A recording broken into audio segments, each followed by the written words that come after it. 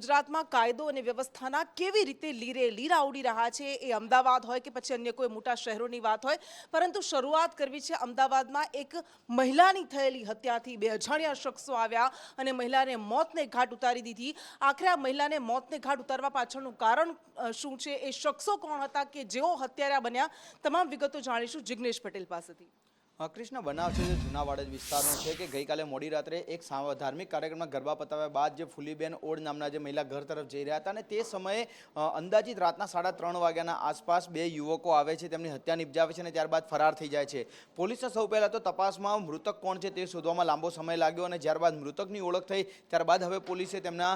પરિચિતોની ફરિયાદ લઈ અને આ હત્યાનો ગુનો દાખલ કર્યો છે। પરંતુ હત્યારાઓ કોણ છે, શા માટે હત્યા થઈ, ફૂલીબેનનું કોના સાથે કોઈ વેર હતું અથવા તો અન્ય કયા કારણ હોઈ શકે છે, તે તમામ મામલે વાડજ પોલીસ અત્યારે તપાસ કરી રહી છે। પોલીસની પ્રાથમિક તપાસમાં બે શકમંદ હોવાનું સામે આવ્યું છે કે જે લોકોએ હત્યા કરી છે, પરંતુ તે હત્યારાઓ કોણ હતા, કઈ દિશામાંથી આવ્યા હતા, આખરે હત્યા પાછળનું કારણ શું છે, તે તમામ માહિતી મેળવવા માટે પોલીસે અલગ અલગ ટીમો બનાવીને તપાસ હાથ ધરી છે। સાથે જૂના વાડજ વિસ્તારમાં જ્યાં બનાવ બન્યો છે તેની આસપાસના સીસીટીવી ફૂટેજ તથા ગઈકાલે રાત્રે જે સમયે હત્યા બની એટલે કે વહેલી સવારે 2:30 વાગ્યાથી લઈને 3:30 વાગ્યા સુધીના સમયના જે સીસીટીવી ફૂટેજ અને જે ડમ ડેટા છે કે જેમાં કેટલા સેલફોન એક્ટિવ હતા, તે તમામ માહિતી મેળવી અને હત્યારાઓ સુધી પહોંચવાની તજવીજ શરૂ કરી છે।